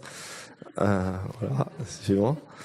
Donc voilà, là on va repartir dans les séries un peu de chantier. Suivante. Donc, il y a quand même du bois qui avait été commandé, le bois structurel en particulier. Celui-là il est difficile à trouver, celui-là il est cher. Voilà. Donc celui-là malheureusement on peut pas trop s'en passer. Donc découverte de l'atelier plomberie. Suivante. Par contre, voilà, ce que j'aime bien là dans ces photos-là, on peut avancer doucement, c'est cette question qu'il n'y a pas de grue et que on doit pouvoir porter les choses à la main. Donc, c'est-à-dire qu'il n'y a pas d'élément qui, en gros, fait plus de 50 à 100 kilos. Donc voilà les différentes structures. Voilà ces structures hyper légères, qui étaient trop légères d'ailleurs. Elles ont dû être consolidées dans un deuxième temps. Voilà la salle d'eau, on peut avancer. L'isolation, voilà. Alors là, pareil. Travail. Là pour le coup, pareil. Ça tombe bien. Ce jour-là, c'était le mercredi. Parce que pareil, c'est vrai, il faut toujours aller super vite. Et donc c'est 5 jours. Qui s'étendent souvent au samedi, mais c'est 5 jours et demi, quoi, en gros. Donc là, ça tombe bien, c'était le mercredi, les enfants étaient pas à l'école, et on a fait un bel atelier fabrication d'isolants. Isolants qui étaient mis dans les panneaux qu'on a vus tout à l'heure, qui devaient donc être ventilés pour pas pourrir et garder leur pouvoir isolant. Donc voilà, là les palettes qui sont réutilisées dans la salle d'eau. Voilà, toujours ce montage, ces éléments légers. Suivant. Voilà, le montage des fenêtres. Voilà, et le bâtiment qui prend forme, finalement, c'est une variation du système que nous exposait Jérôme Laplane. L'eau, donc ça, voilà, encore une fois, ces étudiants, ils ont réussi à tout inventer. C'est les systèmes dits en PER, c'est-à-dire la plomberie. Maintenant, on peut tout faire avec des tuyaux souples. Alors. Peut-être que je trouve que il y a eu l'idée de récupérer des bacs à ciment pour faire les lavabos. Il y a 2-3 éléments. Parfois, faut se méfier des bonnes idées parce que un lavabo de base, vous en trouvez à des sommes ridicules en fait. Un toilette de base, un lavabo de base, vous en trouvez à des sommes ridicules. Il y a des petits cas où il faut pas forcément vouloir réinventer les choses. Voilà, et puis le bâtiment qui prend forme. Le deuxième, le bâtiment donc sans programme. Donc à droite, la salle d'eau, il y a les cabines de douche derrière. Et alors à gauche, en fait, c'est devenu une église. Bon, alors voilà, c'est la première fois que j'ai participé à la conception d'un bâtiment sacré. Ça a rendu fou, parce que Il y a que les communes de gauche, hein, faut le dire clairement là-dessus, qui ont des attitudes positives. Que ça ne veut pas dire que toutes les communes de gauche ont des attitudes positives, mais quand il y a une attitude positive de la mairie, c'est une commune de gauche. Alors il était un peu vert d'avoir participé à la construction d'une église. Alors bon, voilà. Ça a fait des débats. D'ailleurs, il n'y a pas les photos là, mais il faut dire que cette église a été victime de son succès et environ un peu moins d'un an plus tard, ils ont construit une beaucoup plus grande église eux-mêmes, ensemble, sur le place. Et c'était la première fois que, justement, les habitants du bidonville construisaient seuls un bâtiment collectif. Donc là voilà encore. Alors, juste... c'est illisible. Ah si, c'est lisible. Voilà. Se poser des questions, évaluer son bâtiment. Vous voyez, c'est le radar là. En rouge, c'est la salle d'eau. En bleu, le bâtiment sans programme. Et se poser des questions sur c'est le développement durable au sens de Brundtland, c'est-à-dire social, économique, environnemental. Comment le bâtiment va impacter l'économie locale pendant la construction, après la construction. Combien de matériaux locaux on va utiliser, le poids du bâtiment au mètre carré, etc. Mettre en place un système d'évaluation pour analyser le projet, quoi. Un petit peu réfléchir sur ce qu'on a fait. Les deux suivantes. Donc oui, la chance, encore une fois, c'est qu'il y avait une collectivité locale engagée. Alors la très triste histoire, c'est que cela leur a coûté super cher aux élections municipales d'après. Ils ont perdu à 65% une ville qui était qui était engagée, qui était fière de travailler dessus. Et il est fort probable que malheureusement, ça ait eu un impact dans le vote. Donc voilà, le raccordement à l'eau, etc. Et suivant. Voilà, et donc de nouvelles règles du jeu par rapport aux architectes, prendre acte de la faiblesse des pouvoirs publics, concevoir avec les habitants, construire avec les habitants, évaluer l'impact social, environnemental et économique, c'est pas deux fois social, pendant et après la construction, construire pour ta mère, évaluer les quantités, les prix et les poids des choses. Il y en a plus que deux dernières, je crois. Oui, voilà, juste c'est la maison, vous vous souvenez de la maison qu'on avait vue au début, vous voyez la maison à gauche. Alors voilà, encore une fois, on avait appris plein de choses, comme je vous l'ai démontré, des habitants. La maison à gauche, elle a été surélevée. Elle a un vrai système structurel. Ça se voit pas très bien sur la photo, mais elle a un vrai système structurel avec des poutres. Il y a un système constructif qui a avancé. Et en gros, c'est aussi de la capacitation technique, pour reprendre le mot de Julien. Juste deux photos sur ce qui a été fait les années d'après par les étudiants. La suivante. Donc ça, c'était une cuisine avec l'association 14 à Montreuil. Donc de nouveau réutilisation, fenêtres, etc. Et la suivante, la dernière, ça c'est dans un camp à Dunkerque. C'est une maison d'accueil. C'est dans un camp de migrants à Dunkerque. Et voilà, merci.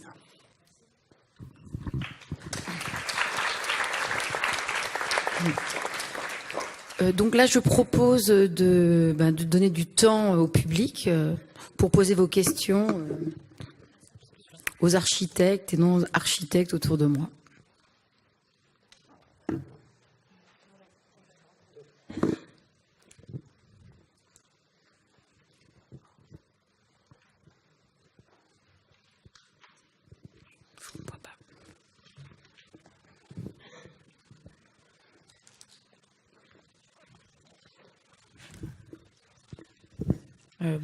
Merci et puis bravo à tous ces projets.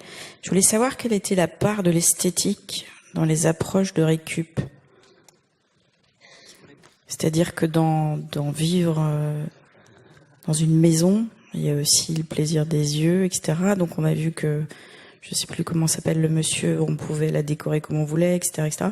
C'est une part importante et de l'identité de celui qui y vit, de ceux qui sont autour, qui vont voter pour la même municipalité ou pas, etc.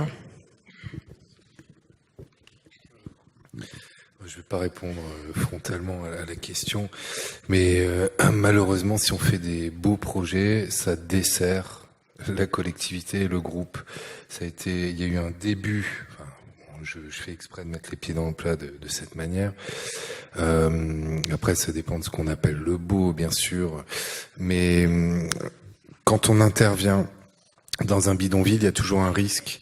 C'est-à-dire que comme on amène une visibilité sur cet endroit, comme on va faire un équipement, enfin, si on prend l'exemple qui était montré par Cyril, il y a un risque, c'est que ça médiatise cet endroit qui était caché, qui survivait aussi parce qu'il était caché.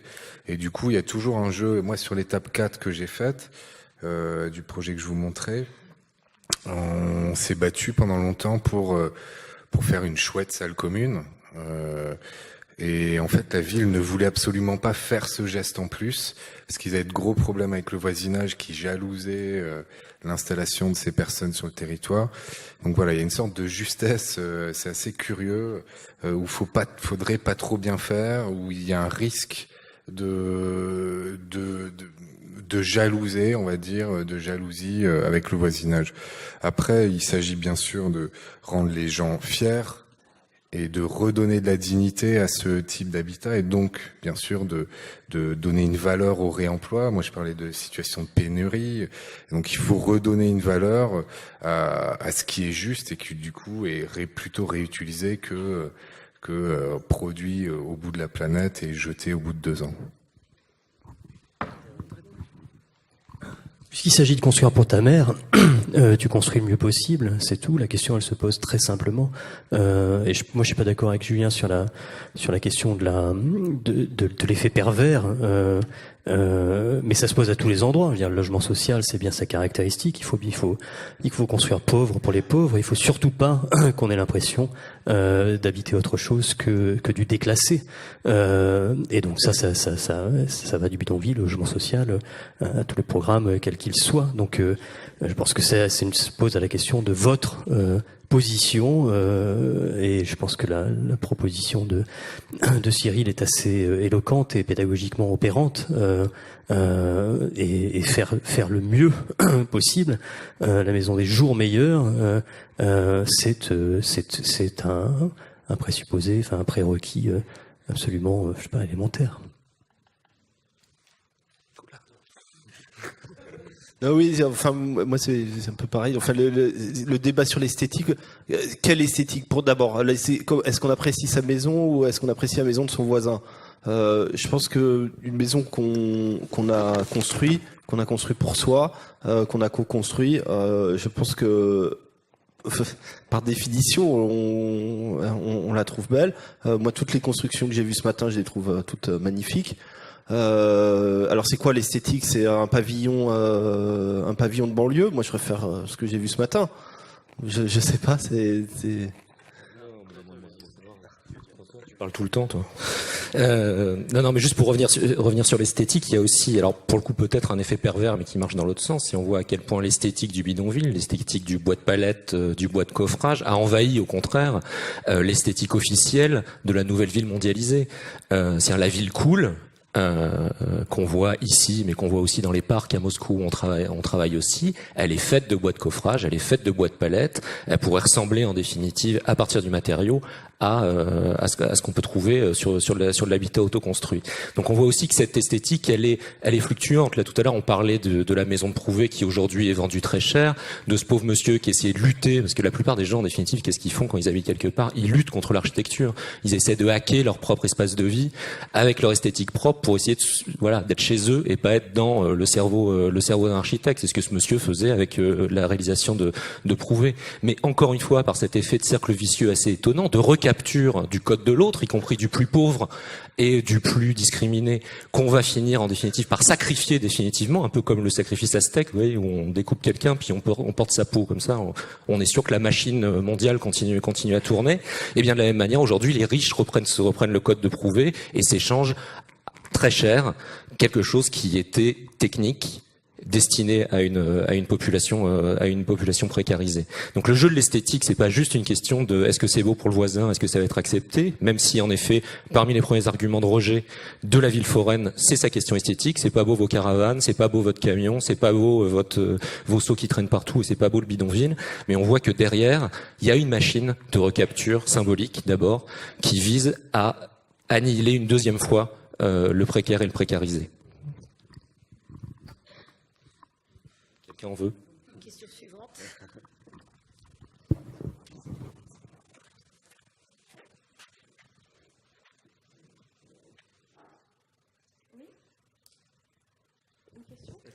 Oui. Je voudrais poser une question, vous remercier, vous féliciter et savoir si les uns ou les autres vous êtes impliqués à Calais et auquel cas, si vous voulez bien nous en parler. Moi, j'y suis allée, je connais un peu tout ce qui se fait à l'heure actuelle au niveau des constructions avec le bois et beaucoup d'Anglais qui collaborent.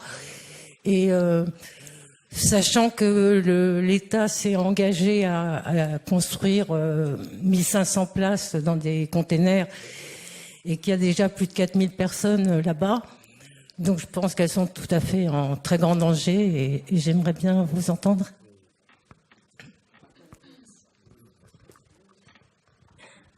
Bien sûr, c'est un énorme sujet, puis c'est plus 4000, c'est 6000 depuis le week-end dernier. Pour tout vous dire, j'ai rencontré lundi, et je retourne avec lui demain à Calais, une des plus grosses ONG françaises qui a déjà logé 7 millions de personnes dans le monde, notamment au Sud-Soudan, etc. Donc quand il a vu les photos, il était horrifié, il n'a jamais vu ça nulle part dans le monde. Et il y a des questions qui se posent immédiatement, parce que en gros, donc on a de cesse d'aller avec le Pérou, avec mes étudiants, relever les habitats, comprendre ce qui se passe, et essayer d'imaginer la transformation de ce site. Alors la complexité de Calais, qu'il faut transformer en complexité positive, c'est qu'il y a justement plein d'acteurs locaux. Et puis aussi la différence qu'il a avec le Sud-Soudan, c'est que tous les gens qui sont à Calais, la plupart c'est des gens qui ont un niveau d'éducation supérieur. C'est tous, c'est des gens qui connaissent la question des droits humains, qui connaissent les questions politiques, etc. Et il se rend bien compte qu'il va pas pouvoir faire des alignements de baraques Ikea comme il fait d'habitude, parce que son premier réflexe, il m'a parlé tout de suite des maisons Ikea que je trouve personnellement à vomir, mais bon. Mais il dit que ça marche bien. Mais il voit bien que là, s'il fait ça, il va se faire accuser directement de faire un camp de concentration. Donc là, il va rencontrer des acteurs locaux demain à Calais, parce qu'il y a une complexité, parce qu'il y a une ville. Il y a dans toute cette merde là, il y a des choses fantastiques qui existent. Il y a une église, il y a 3 mosquées, il y a une école d'art, il y a un centre d'art, il y a 3 écoles, il y a des bibliothèques, il y a une boîte de nuit. Des restaurants, des boutiques, enfin il y a plein de choses. Et il y a des choses, dans toute cette merde, il y a des pépites. Et il y a de la vie et il y a de la ville surtout. Et quand on parle de toutes ces thématiques, ce qui est sous-jacent derrière tout ça, c'est le droit à la ville. Donc voilà. Et en même temps, la problématique qu'il a lui, et c'est pour ça d'ailleurs que j'ai posé la question à Jérôme Laplane tout à l'heure, c'est que là il faut en faire des maisons à un rythme qui dépasse toutes les capacités de toutes les productives françaises actuelles. Donc et voilà. Donc voilà. Sébastien, je vais te passer la parole aussi. Ah, t'as pas le droit de le dire. Non, on y va avec le Pérou. Là, on a entamé un travail sur 1 an et demi. Ça rejoint les questions et ce qui a été dit brillamment par mes camarades à plusieurs endroits. C'est-à-dire que est-ce qu'on fait de la gestion de crise ou est-ce qu'on fait de la politique? Est-ce qu'on fait des niches en plus pour des corps en trop ou est-ce qu'on fait de la ville? Évidemment, toutes ces solutions industrielles d'urgence massive, etc., cassent les hommes, cassent des processus, cassent ce qui fait la vie et la ville. L'enjeu, c'est effectivement, ou alors soyons angéliques, mais soyons angéliques combatifs vers son angisme, de combat. Repérons ce qui effectivement fait vie, fait ville ici, se construit, faisons de la place à ça et accompagnons ça. Accompagnons ça, ça veut dire accompagnons les processus vitaux, les processus urbains, et ce qui fait qu'effectivement, une ville devient une ville. Une ville est un bidonville qui a réussi. Faisons que ce bidonville-là devienne effectivement la ville du XXIe siècle et fasse demain. Le grand enjeu, c'est accepter que ceci soit le réel et que toutes les politiques publiques qui sont conduites, c'est la dénégation du réel. Et donc comment effectivement on fait disparaître ce réel en considérant que ce ne sont pas des hommes, en considérant que ce n'est pas de la ville, et donc en faisant des niches pour des corps en trop qui sont des déchets humains. Je reprends la balle au bon aussi, c'est-à-dire que cette ambiguïté, il y a une ambiguïté folle dans la New Jungle de Calais, c'est que c'est le seul lieu vivant de Calais. Calais, c'est une ville qui est en train de crever sur place, les rues sont désertes, les restaurants ferment les uns après les autres, etc. Et là, il y a un endroit où il y a des restaurants qui ouvrent, où il y a une vie folle, il y a un apport économique, les Calaisiens le reconnaissent pas bien, mais il y a un apport économique certain à la ville de Calais. Rien que c'était le magasin Bricoman, qui est un fabricant vendeur de matériaux parmi d'autres, a touché 80 000 euros sur les 3 derniers mois, mais c'est sans parler des autres, et c'est que sur les 3 derniers mois, et c'est pas fini. Les supermarchés locaux, faut les nourrir, c'est 6 000 personnes, etc. Et donc c'est ça, c'est est-ce que la New Jungle, en tout cas, est quelque chose de plus vivant que la ville de Calais. Ouais, tout à fait. Ouais. Bonjour. Moi, j'ai une question à propos de la hiérarchisation des besoins. On a vu à un moment que l'architecte, il est capable de dire que le cinéma est nécessaire pour créer des échanges, mais les habitants des bidonvilles, eux-mêmes, comment ils hiérarchisent leurs besoins? Ils arrivent à dire à un moment, on préfère construire une église plutôt que d'utiliser cet espace pour autre chose de peut-être plus vital. Enfin, vu que vous avez eu des discussions avec eux. Moi, j'ai juste une anecdote à raconter. Quand on était à Dunkerque au printemps dernier, donc on a passé une semaine sur le site. Enfin, on y est allé plein de fois, hein, mais je parle juste du temps du chantier. Donc on a passé une semaine sur le site. Tous les jours, il y avait des associations qui passaient, qui donnaient de la nourriture, etc. Et puis, c'était le mercredi, je crois, il y a des gars qui arrivent, ils disent « Ouais, on est Clowns sans frontières ». Ouais, on vous attendait. Ils commencent leur spectacle, le jour était un peu voilà. Et puis en fait, le spectacle s'achève, puis il y a un échange sur des instruments de musique et il y a tout le monde qui se met à danser. Et en fait, c'était tout le monde a dansé et chanté. Et en fait, c'est idiot, mais c'était l'association la plus importante de la semaine, quoi, qui était passée. Donc faire des maisons, faire des cabanes, s'abriter, ça se fait, ça s'arrange. Mais par contre, donner de la dignité, monter, ça c'est plus difficile à faire. C'est pour ça que, encore une fois, je prenais l'exemple à Viry, qu'après ils aient réussi à construire leur église ensemble plus grande. Là, on avait touché un point. Mais c'est eux-mêmes, de toute façon, qui disent, qui qualifient leurs besoins et leurs priorités.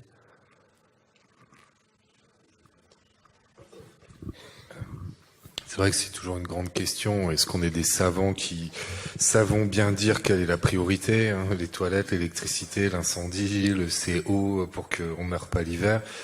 Il y a des priorités techniques, ça a été rappelé tout à l'heure, et j'ai envie de dire que nous, quand on interagit avec ces foyers informels de villes qui se fabriquent, il faut aussi rester dans nos bottes et faire attention à ce que le toit ne tombe pas et être dans cette priorité-là. Ensuite, dans tout le processus qu'on vous a annoncé, qui est de faire ensemble et de co-construire, de rendre la dignité et de faire avec les moyens du bord, il s'agit de planter des graines. Et des fois, c'est une graine ici qui va rendre du potentiel de qu'est-ce qui est possible. Je m'explique. Sur le projet que je vous ai présenté, c'est bien parce que on a nommé la rue, parce qu'on a fait des activités diverses et variées avec les habitants, qu'au bout de 2 ans, ils nous ont dit, notre premier besoin, c'est les toilettes. Sauf qu'au départ, ils se rendaient pas compte qu'on pouvait, de façon collective, y répondre. Donc, il faut avancer au fur et à mesure, et du coup, les priorités se redévoilent et sont comme ça, on y répond au fur et à mesure.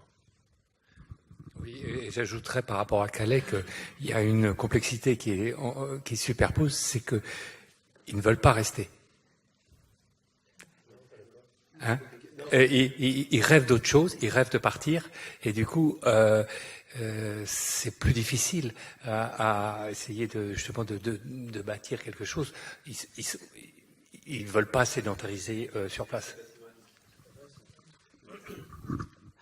Non, en fait, c'est vrai qu'il faut y être allé pour le savoir. C'est beaucoup plus complexe que ça. Là, je passerai aussi à parler à Sébastien, mais ça dépend des populations, ça dépend du moment où ils sont arrivés. Effectivement, le Syrien qui débarque, les 3 premiers jours, il veut partir. Il pense qu'à ça. Puis en fait, ce qui se passe, c'est que c'est pas facile de passer. Hein, on a dit il y a 6000 personnes, il y en a peut-être 50 qui passent par semaine. Et puis justement, les gens commencent à réfléchir, etc. Et puis ça dépend des populations.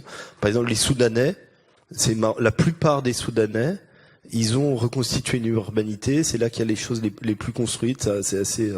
Il y a des structures urbaines qui existent. La plupart des Soudanais vous disent non, je veux rester en France. Et puis il y a des gens qui sont venus s'installer. Il y a Alpha, un Britannien, un artiste. Il est venu pour s'installer là. Et puis de toute façon, même s'ils partent, il y en a d'autres qui arrivent. Hein, et ouais, voilà. Enfin, cette question, c'est des temps décalés, mais après, ça renvoie à d'autres questions, c'est-à-dire même dans la grande ville, est-ce qu'on vient pour y rester, qui vient à Paris pour y rester, qui passe sa vie à Paris, c'est d'autres questions. Les temps sont plus rapides, mais de facto, les gens, de toute façon, il y a une permanence. C'est-à-dire qu'il y a 6000 personnes aujourd'hui, ça monte. Et il y a une ville, et il y a des gens ensemble, ça s'appelle une ville, quoi. Enfin, c'est simplement les perspectives d'avenir ou les rêves se constituent à partir de ce qu'on vit le jour. Hein. Je veux dire, c'est simple, hein. Et qu'effectivement, il n'y a pas de migrants il n'y a pas de gène migrant. Il n'y a pas on n'est pas fondamentalement migrant ou sédentaire. Un Calaisien est un migrant qui a réussi, etc. Dire quels sont. Donc c'est pour ça que notre boulot, c'est peut-être aussi en tant que non architecte, je me permets ça, mais c'est de prendre soin du présent. Et à partir de là, effectivement, d'autres perspectives peuvent s'inventer, de rester, de partir. Je ne sais pas qui est nomade, qui ne l'est pas, et quelles sont les conditions requises pour le devenir ou pour arrêter de l'être. C'est juste que quand on est accueilli par la matraque, par définition, le nomadisme, il s'engage en tant que réponse à la situation. Comme l'a dit Stani, un camp est une production des politiques publiques et on n'est pas campeur. Bon, c'est cette complexité-là, dire aussi, et on est Julien le dit, dire qu'on interagit. C'est-à-dire que aussi, voilà, quelle est la responsabilité nous en tant qu'intervenants? On est aussi des intervenants extérieurs, et cette extériorité, le Pérou le revendique d'ailleurs. Je veux dire que on interagit et on vient rencontrer des histoires des personnes, et cette rencontre-là, elle vient altérer ces histoires et ces personnes. Dragomir, alors ils sont en Gis qui au début, quand on arrive, voulait rentrer en Roumanie, vivre en France, ramener de la thune en Roumanie et construire. Eh bien, le process s'est passé. Dragomir est rentré dans un projet d'insertion. Il vit aujourd'hui à 80 mètres carrés à Longjumeau. Et on en a parlé il y a 2-3 mois. Il veut rester en France. Quelle est la responsabilité qui est la nôtre? Et elle est grande, elle est immense. Et elle se joue dans la rencontre. Et Dragomir reste là aussi parce que on souhaite qu'il reste là. Et ça, on peut un peu l'assumer aussi. Oui, moi, je voulais revenir à une question qui me paraît importante et pour lesquelles vous n'avez pas forcément apporté des réponses, mais peut-être que c'est intéressant d'analyser pourquoi. C'est la question de esthétique.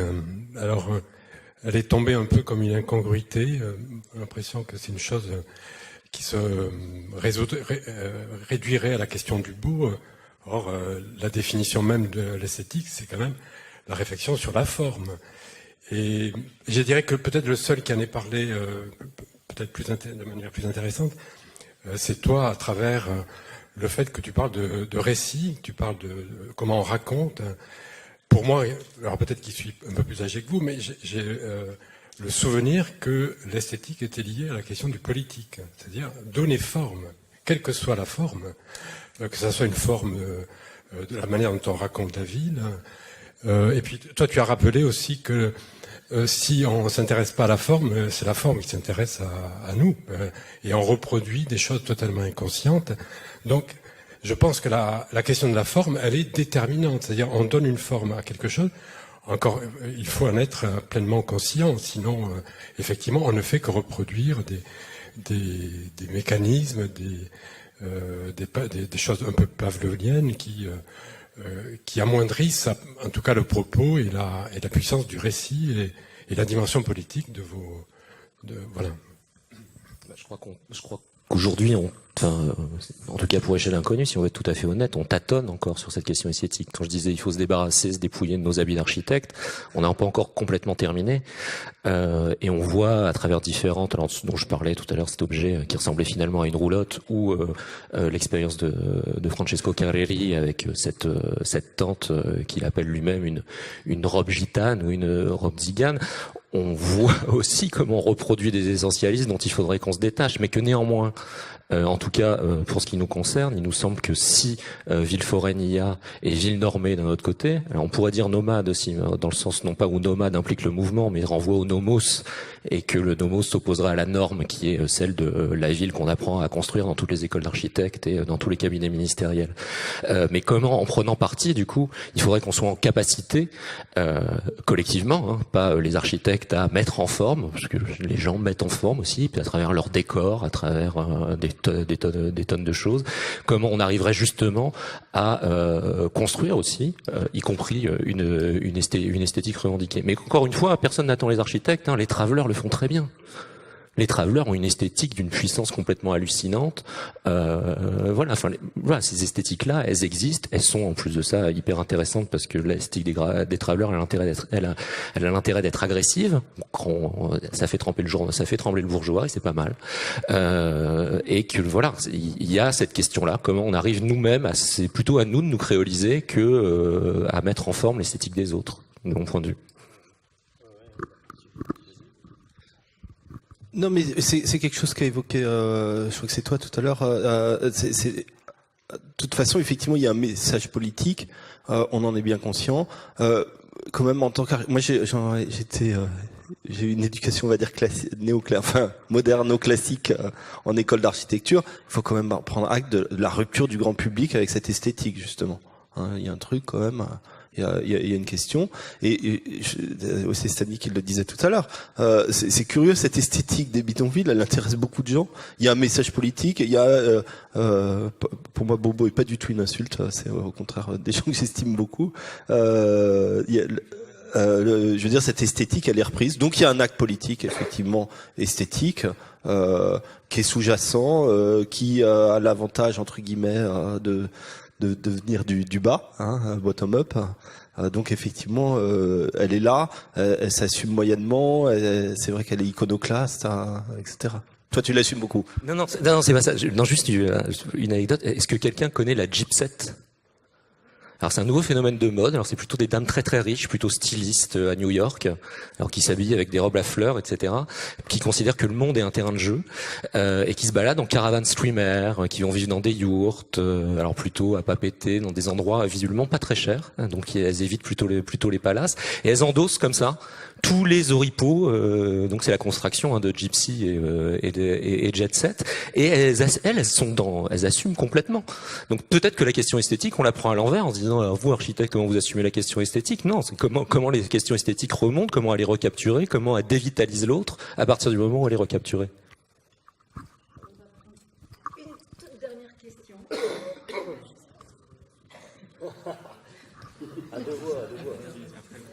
Oui, juste merci. Juste une question. Tous les gens dont vous avez présenté les projets ont été expulsés, leur logement détruit. Donc, c'est quand même, vous, les architectes, avez une prise de position politique, et je pense que ce rôle diplomatique que vous dites avec les pouvoirs publics et votre capacité de recyclage, justement, de cette esthétique, parce que le politique a besoin de couper des cordons. Je pense qu'il y a un moment donné, penser les relations avec l'accompagnement social, parce que la plupart de ces gens, ce qu'ils auraient voulu, c'est sortir du bidonville, pas par la destruction. Donc, je pense qu'il y a peut-être aussi une responsabilité des gens qui ont une position publique dans le fait de protéger, mais ça, c'est des discussions qu'on a pu avoir avec Julien, de protéger ceux qui vont faire ce travail de sortie de bidonville par l'accompagnement social, c'est-à-dire concrètement lutter contre le racisme administratif qui permet l'accès aux droits. Voilà, c'est ce que. Mais je passe ma parole à mon voisin. Ouais, moi j'avais surtout envie de témoigner de ce qui s'est passé il y a 2 jours. Donc il y avait un colloque à Nantes et on m'a demandé donc d'intervenir parce que je suis juriste dans une association qui s'appelle ALEM sur la défense des habitants de logements éphémères et mobiles qui existe depuis une dizaine d'années.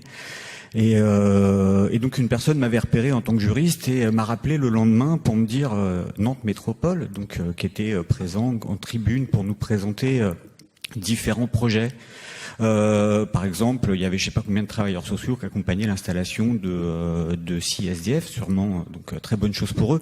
Mais là, il y a un concours avec l'appui de Nantes Métropole pour installer je sais pas combien de Roms. Et là, combien 10 familles, donc à peu près. Et la dame m'appelle le lendemain, elle me dit là, moi je suis dans un collectif de défense du bidonville à côté, et la préfecture est arrivée ce matin, donc commanditée par Nantes Métropole évidemment. En fait, ils ont détruit tous les trucs comme on voit habituellement, mais en plus, ils ont détruit tous les biens matériaux, donc dans la totale illégalité, on connaît bien la loi. Elle se demandait comment on devait faire, etc. Donc moi, là où je m'interroge, c'est comment finalement, dans ce type de moment où on discute, on entend des choses super intelligentes. Je crois qu'on se croise régulièrement parce que justement, on partage des intérêts communs. Comment finalement aussi on légitimise pas finalement le travail de ceux qui financent ce genre de colloques ou qui financent ce genre de concours, etc. Moi je suis, en tout cas je m'y interpelle parce que bon on a dit quand même plusieurs fois que a priori il y a quand même une volonté des pouvoirs publics, une posture qui est de maintenir les gens dans leur propre pauvreté, à leur place de pauvres, et que et c'est le calendrier des expulsions et cette précarité, etc. Donc tu parlais d'empowerment tout à l'heure, une traduction canadienne. J'aime bien la traduction française déterminisme, je trouve, est une meilleure définition, une meilleure traduction d'empowerment, je crois. C'est que les gens retrouvent leur détermination en construisant eux-mêmes leur habitat, et en fait on les empêche de le faire.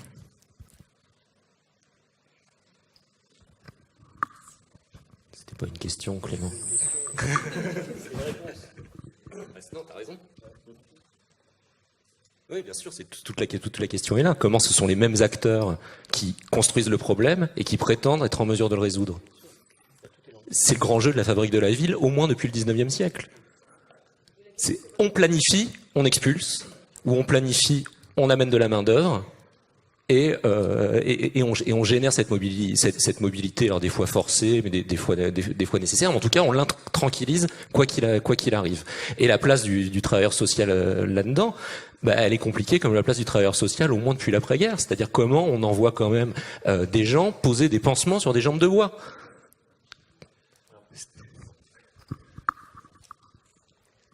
Pour terminer sur une note un peu positive, pour Orly, toutes les familles ont été relogées. Donc non, mais je veux dire, mais ça n'a pas résolu tout le problème. Mais d'un autre côté, si on fait juste pleurer sur les problèmes sans rien faire, au final, on n'avance pas. Non, mais pour Orly, il y a un bidonville expulsé. Et puis pour le coup, je veux bien répondre, parce que tout ce qu'on a vu là, parce que c'est aussi la question qui se pose, quoi. Pourquoi les architectes viennent d'un seul coup dans un bidonville et pourquoi ça se passerait bien d'un seul coup, hein. Voilà. Donc moi j'ai essayé d'expliquer comment on est intervenu, hein. C'était juste essayer de trouver une sorte d'aïkido. Enfin nous on y allait pour d'autres raisons, et trouver une sorte d'aïkido syndical avec la préfecture pour freiner un peu le mouvement. Ça n'a pas très bien marché, vous l'avez vu, le truc est détruit. Et donc on a l'impression qu'on amène nos savoir-faire, etc. Dans ce qu'on amène surtout, c'est ce que les gens ont pas sur place, c'est du fric. Et souvent de l'argent public, avec lequel on commence à construire nos bidules qui mettent, l'argent public non, parce qu'on a été aussi soutenu par la Fondation Abbé Pierre, et qui du coup mettent un coup de projecteur sur ces espaces-là, et qui du coup permettent de le faire accéder d'une autre manière au débat public, c'est ce qui est déjà pas mal. Et les endroits où ça se passe bien, ça rejoint des problèmes très très basiques d'accès au sol. C'est quand on est dans un monde entièrement cadastré, avec ces petits traits noirs qui sont dans le cerveau de l'architecte comme un gène de son ADN. La question, c'est comment on accède aux petits morceaux de parcelles. Et les seuls endroits où en effet ça se passe bien, c'est quand en effet les pouvoirs publics disent ah bah oui d'accord, on vous donne le truc, puis on met le réseau, et puis oui on rentre dans le droit commun. Et ça c'est pas tellement nous architectes qui le déclenchons. Je veux bien croire, c'est que d'un seul coup les pouvoirs publics se disent bon faut faire un geste quand même. Voilà. Et ça ne marche qu'avec les travailleurs sociaux. C'est-à-dire que c'est eux qui sont relogés, hein. C'est pas du tout l'architecte, c'est pas du tout, etc. Mais ce que je veux dire, c'est que effectivement, on est parfois avec des phénomènes d'urgence et on n'a pas la bonne solution pour tout, on n'a pas prétention à régler tous les problèmes, mais on a pu en régler un, c'en est un. Après ça, demain, il y en aura un autre, et chaque jour suffit sa peine. Moi, peut-être, je vais conclure, mais je voudrais pas vous couper l'appétit. Il y a 10 millions de personnes en France qui ont un problème de logement. Il y a le problème des bidonvilles et il y a tous les autres. Et donc, je pense que, au niveau de l'administration, au niveau des écoles, au niveau des mairies, au niveau des citoyens, des voisins, on doit tous se battre d'une manière ou d'une autre à notre niveau pour trouver des solutions ensemble. Parce que là, on est vraiment dans une impasse totale. Et bien sûr, ceux qui font vont peut-être critiquer, mais je crois que c'est essentiel que des petites choses, des grandes choses, mais à plein de niveaux, on se bouge, on se rebelle contre le système, s'il faut, pour que les gens puissent vivre d'une manière digne.